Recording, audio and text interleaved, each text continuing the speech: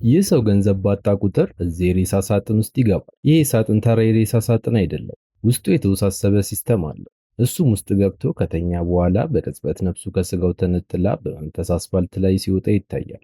አሁን ማንም አያየው። ገንዘብ ለማግኘት ሲልም ቀጥታ ወደ አንድ ስቶር ነበር ያመራው። ባለቤቱ ቀን የሰራውን ገንዘብ ሁሉ ቆጥሮ ወደ ካዝናው ሲሄድ ይህም ወጣት እስር እስሩ እያለ የካዝናውን ኮድ፣ ቁልፎቹን የሚያስቀምጥበትን ቦታና የበሩን ፓስወርድ በሚገባ ይሸመድዳል። በመጨረሻ ነፍሱ ወደ ሰውነቱ ስትመለስ ቀጥ ብሎ ወደዛ ስቶር በመሄድ ያገኘውን ገንዘብ በጠቅላላ አንድም ሳያስቀር ይሰርቃል። ይህ ሚስጥራዊ የሬሳ ሳጥን ታይቶ የማይታወቅ ልዩ ኃይል ቢኖረውም ሁሉም ነገር በነፃ አይሆንምና የእነዚህ ጓደኞች ሕይወት ያልጠበቁት ፈተና ውስጥ ገባች።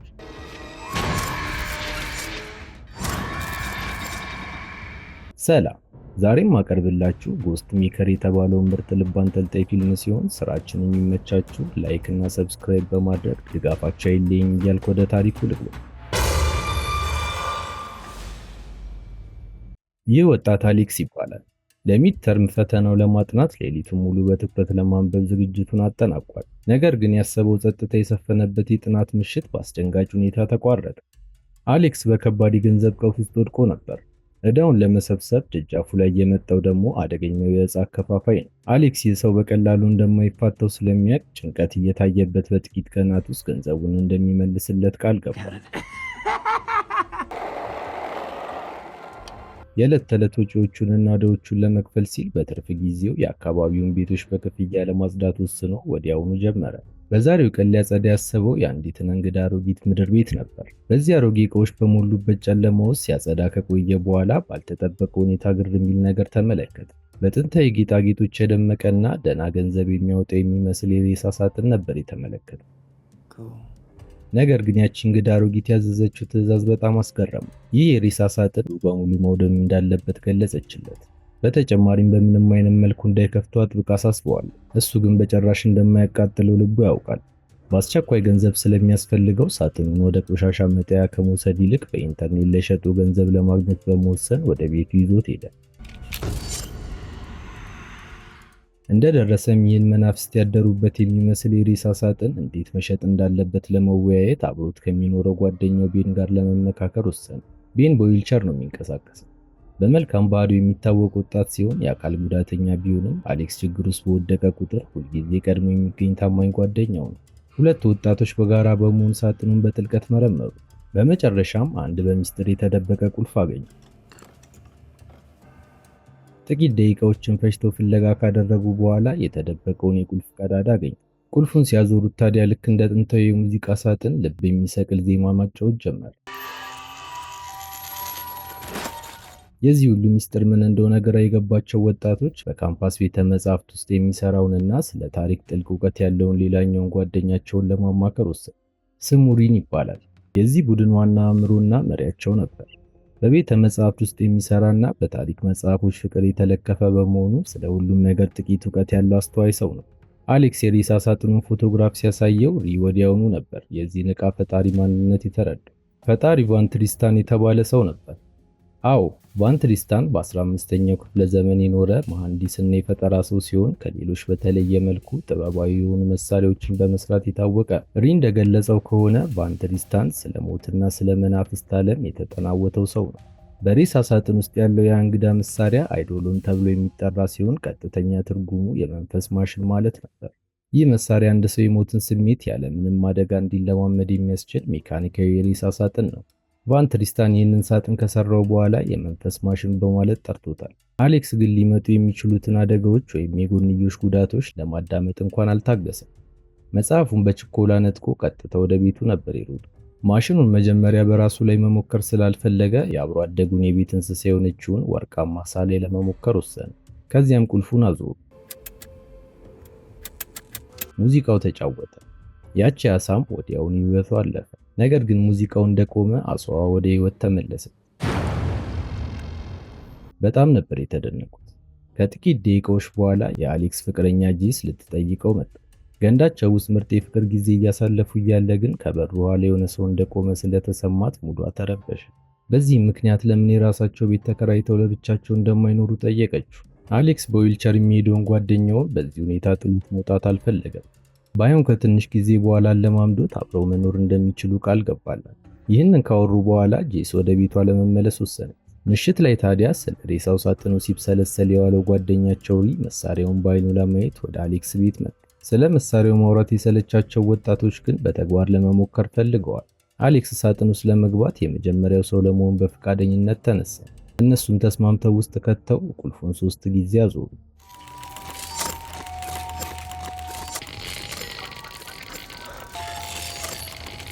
ሙዚቃው መጫወት ጀመረ። ወዲያውንም የአሌክስ ልብ መምታቷን አቆመች። ቤን እና ሪ ምርጥ ጓደኛቸውን የገደሉት መስሏቸው ከፍተኛ ጭንቀት ውስጥ ወደቁ። ነገር ግን አሌክስ አልሞተም ነበር። ልክ መጽሐፉ ላይ እንደተጻፈው ነፍሱ ከአካሉ ተለይታ አካባቢዋን እያስተዋለች ነበር። ሙዚቃው ከ3 ደቂቃ በኋላ ሲቆም መንፈሱም ወደ አካሉ ተመልሶ እያለከለከ ነቃ። መሳሪያው የምርም መስራቱን አረጋገጡ። የአሌክስን አስገራሚና የማይታመን ታሪክ ከሰማ በኋላ ያ በምክንያትና በሳይንስ ብቻ ያምን የነበረው አስተዋዩ ሪ ሁሉንም አይነት ጥንቃቄውን ወደ ጎን በመተው መሳሪያውን ለመሞከር ተዘጋጀ። መንፈሱ ከተለየች በኋላ ቀጥ ብሎ ወደ ውጪ ነበር የወጣው። በባቡር ሀዲዱ ላይ ደርሶ ጥቂት እንደተጓዘ ታዲያ ከየት መጣ ሳይባል ባቡሩ ላዩ ላይ ወጣ። ሪ ድንጋጤው ወደር አልነበረው። በዛች ቅጽበት ሰዓቱ አብቅቶ ወደ አካሉ በተመለሰ ጊዜ በከፍተኛ ፍርሃት እየጮኸ ነበር። ይህንን ተአምር የተመለከተው ቤን እድሜ ልኩን በዊልቸር ላይ ሆኖ ስላሳለፈ ምናልባት ለመጀመሪያ ጊዜ በእግሩ መቆም ምን እንደሚመስል ለማየት ቋቋ።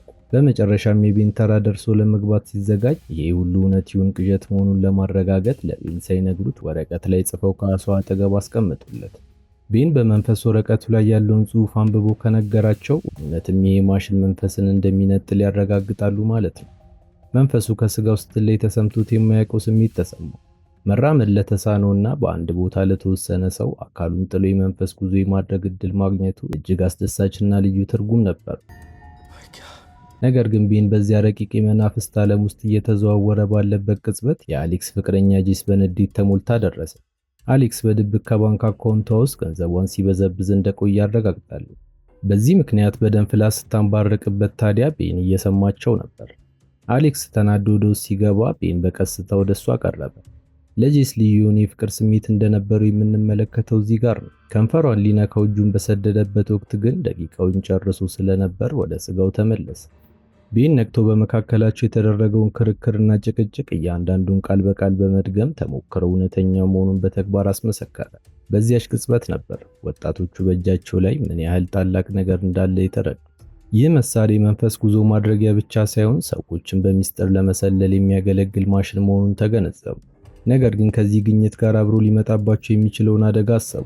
ሳጥኑ በሚሊዮን ዶላሮች ሊሸጥ የሚችል ከመሆኑ በላይ ሰዎች ይህንን ሳጥን ለማግኘት ሲሉ ሊገሏቸው ሁሉ እንደሚችሉ ሲያስቡ ፍርሃት አደረባቸው። በዚህ ሰዓት አይምሮውን በአግባቡ እየተጠቀመ የነበረው ሪ ትልቅ ማስጠንቀቂያ ሰጣቸው። የመሳሪያውን አደጋዎችና የጎንዮሽ ጉዳቶች በአግባቡ እስከሚረዱ ድረስ እሱም እስከሚያጠናው ድረስ በምንም ተአምር ድጋሚ እንዳይጠቀሙበት አስጠነቀቃቸው። ነገር ግን በአዲሱ ኃይላቸው የሰከሩት አሌክስ እና ቤን የዲን ምክንያታዊነት ችላ አሉ። ዝም ብለህ ነው የምትጨነቀው በማለት አፉን አዘጉ። ስለሚከተለው መጥፎ መዘዝ ምንም አይነት ግድ አልነበራቸውም። ነገሩ ይበልጥ አስደናቂ ያደረገው ደግሞ ቤን ያልተጠበቀ ነገር ሰውነቱ ላይ አስተዋለ። ለብዙ ዓመታት ምንም ስሜት ባልነበራቸው እግሮቹ ላይ ለመጀመሪያ ጊዜ መጠነኛ የመንቀሳቀስ ስሜት ተሰማ።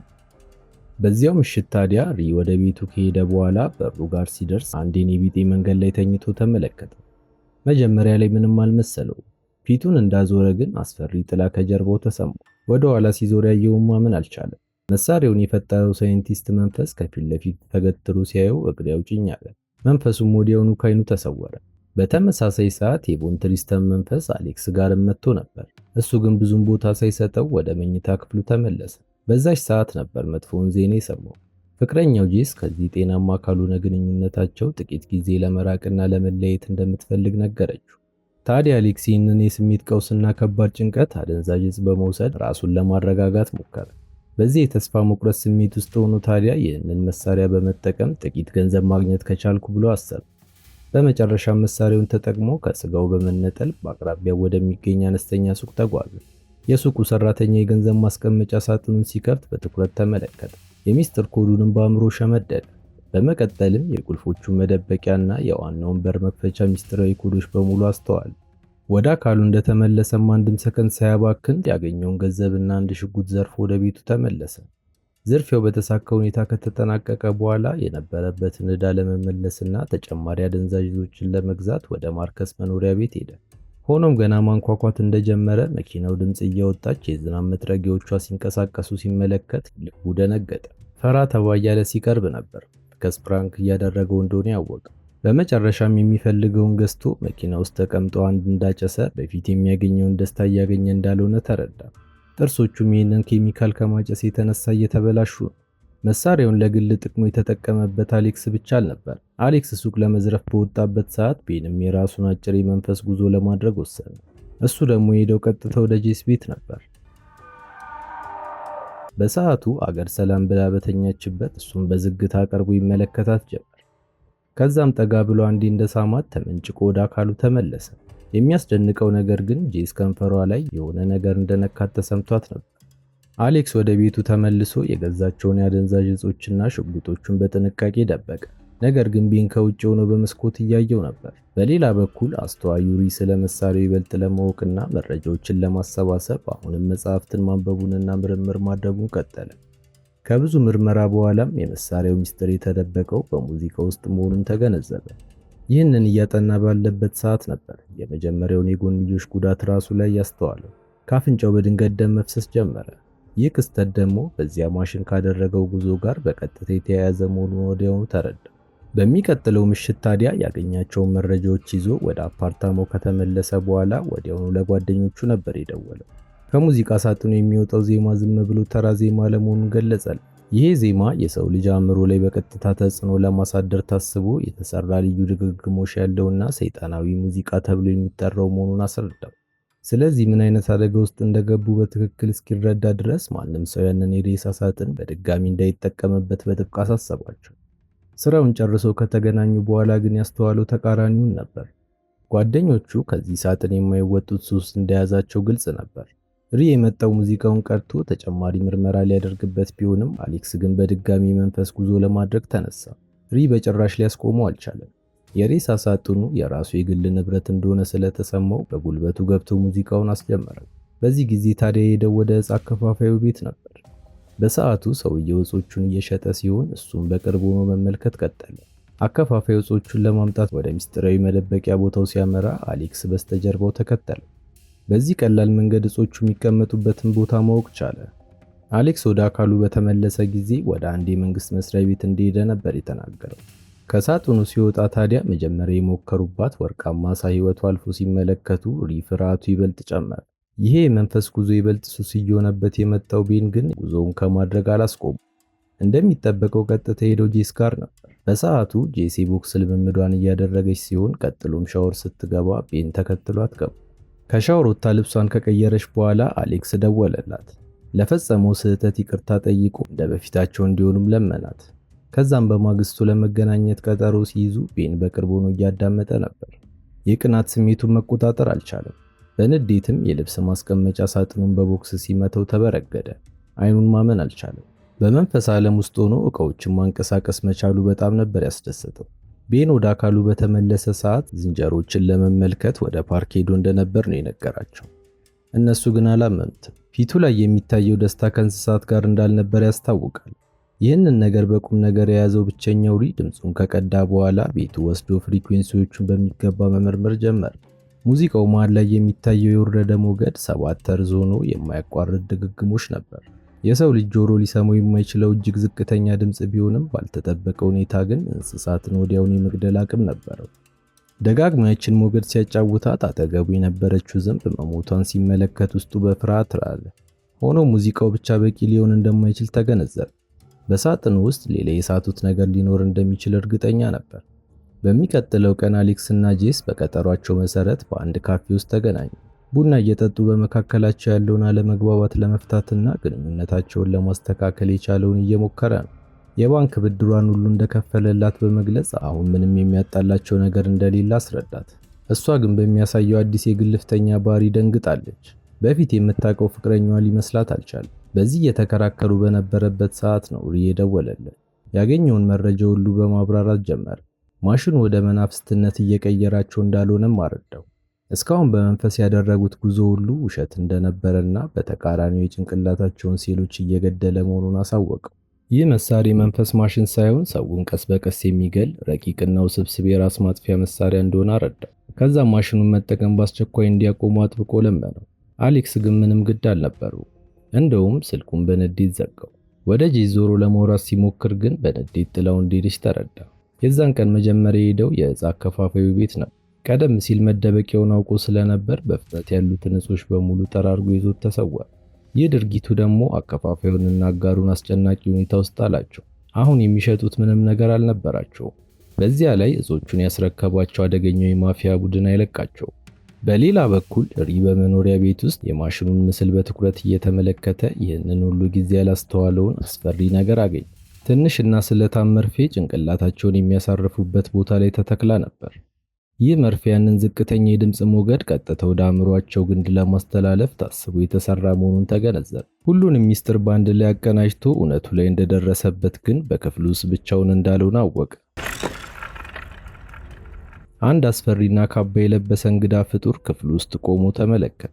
ሕይወቱ አደጋ ላይ መሆኑን እንዳወቀ ታዲያ ለአሌክስ የመጨረሻውን የማስጠንቀቂያ ኢሜል ለመላክ ሞከረ። ነገር ግን ቁልፉን ከመጫኑ በፊት በፍጥነቱ ተቀጠፈ።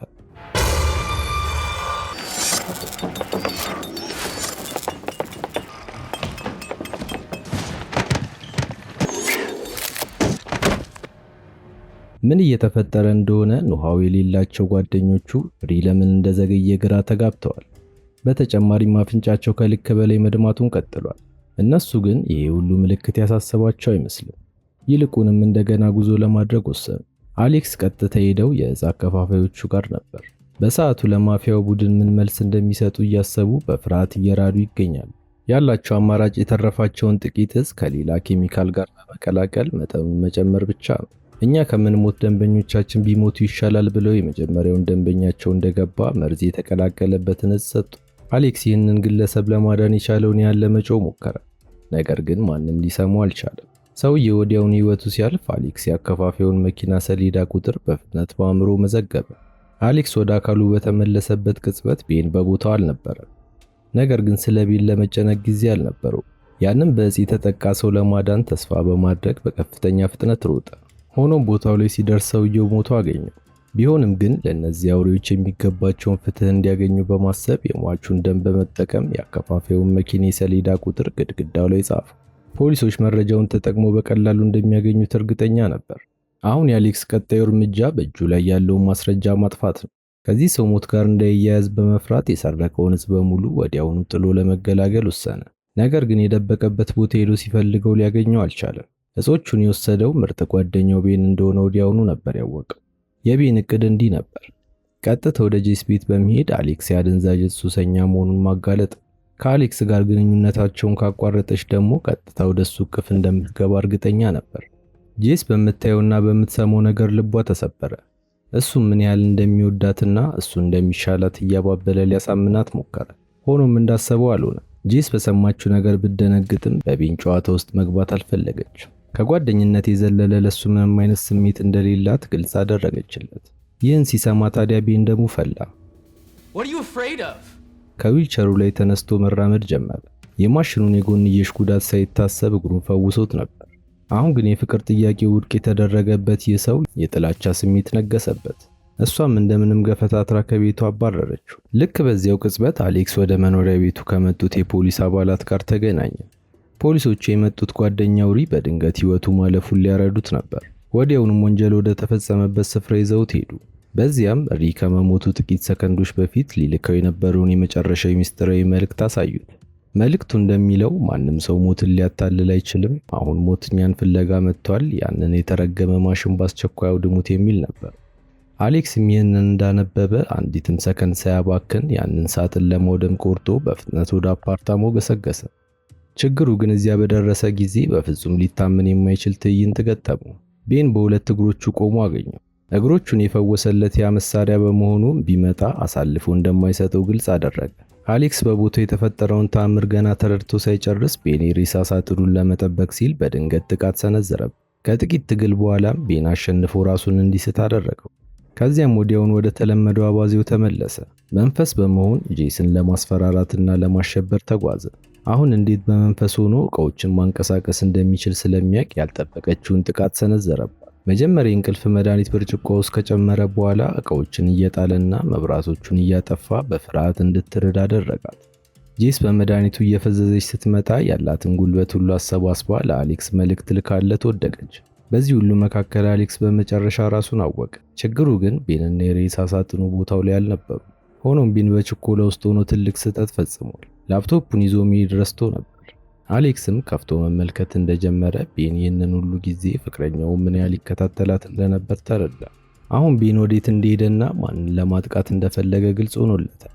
ጄስን ለማዳን በከፍተኛ ፍጥነት ቢሮጥም ቦታው ላይ አርፍዶ ነበር የደረሰው። ክፍሉ ሙሉ በሙሉ ተተረማምሶና ተዘበራርቆ አገኘው። እሷም በቦታው ላይ አልነበረችም። ነገር ግን ቤን አንድ ፍንጭ ጥሎ ሄዷል። የጄስን የቦክስ ማሰልጠኛ ቦርሳ ሲመለከት ቀደም ሲል ቤን ወደዚያ ስፍራ እንደሄደ በማስታወስ ቀጥታ ወደ ቦታው ሮጠ። በተመሳሳይ ሰዓት ቤን የሬሳ ሳጥኑንና ጄስን ወደ ቦክስ ማሰልጠኛ ይዟቸው ሄዶ እጅና እግሯን በገመድ አሰራት። ብዙም ሳይቆይ አሌክስ ቦታው ላይ እንደደረሰ ሲረዳ ታዲያ ሳጥኑን የማይገኝ ክፍል ውስጥ በመደበቅ ውስጡ ገብቶ ወደ መንፈስ ተቀየረ።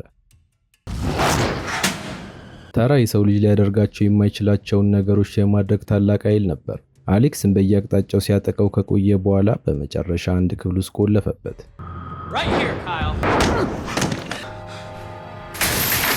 ከዛም ወደ ጄስ ቀረበ። ለእሷ የነበረው ፍቅር ሁሉ ወደ ጥላቻ በመቀየሩ አሁን የሚፈልገው ስቃዩን ብቻ ነው። ለዚህም ሻማ አቀጣጥሎ እየለበለባት ያሰቃያት ጀመር። በተመሳሳይ ሰዓት አሌክስ ኮርኒሱ ላይ በሚገኘው የአየር መተላለፊያ ከክፍሉ ማምለጥ ችሏል። ለደቂቃዎች ሲፈልግ ከቆየ በኋላም በመጨረሻ ሳጥኑ የሚገኝበትን ቦታ በማወቁ ወደ ክፍሉ ሮጠ። ችግሩ ግን በሩ ላይ እንደደረሰ ከዛ አስፈሪ ፍጥረት ጋር ተፋጠጠ። በዚህ ጊዜ ግን አሌክስ አልፈራም። በድፍረት በመንፈሱ ላይ በመራመድ አንድም ሳያመነታ የቤንን በድን ጎትቶ አወጣው።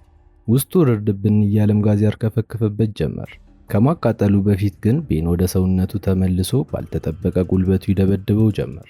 አሌክስ የቤንን ጉልበት መቋቋም እንደማይችል ሲገባው የመጨረሻውን ጉልበቱን ሰብስቦ ቀደም ሲል የሰረቀውን ሽጉጥ አወጣ። ነገር ግን ጥይቱን በቤን ላይ ከመተኮስ ይልቅ ለዚህ ሁሉ ችግር መነሻ ወደ ሆነው መሳሪያ ላይ አነጣጠረ። ሳጥኑ መያያዙን የተመለከተው ቤን ታዲያ በደም ፍላት አሌክስን ከህንፃው ላይ ወደ ታች ወርውሮ ለመግደል ተዘጋጀ። በዚህ ባልተጠበቀ ሰዓት ግን ጄስ ደረሰች። የወደቀውን ሽጉጥ አንስታ ምንም ሳታመነታ ነበር በቤን ላይ የተኮሰችው። እሱ ግን ህመም የሚባል አይሰማውም። እንደውም በሚያስጠላ ድምጽ ማሽካካት ጀመረ።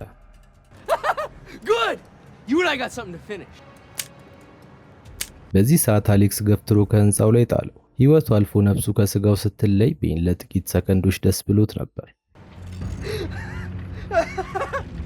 ከሰውነቱ ለዘላለም ነፃ በመውጣቱ ሁሌም የሚፈልገውን ታላቅ ኃይል እንዳገኘ ተሰማው።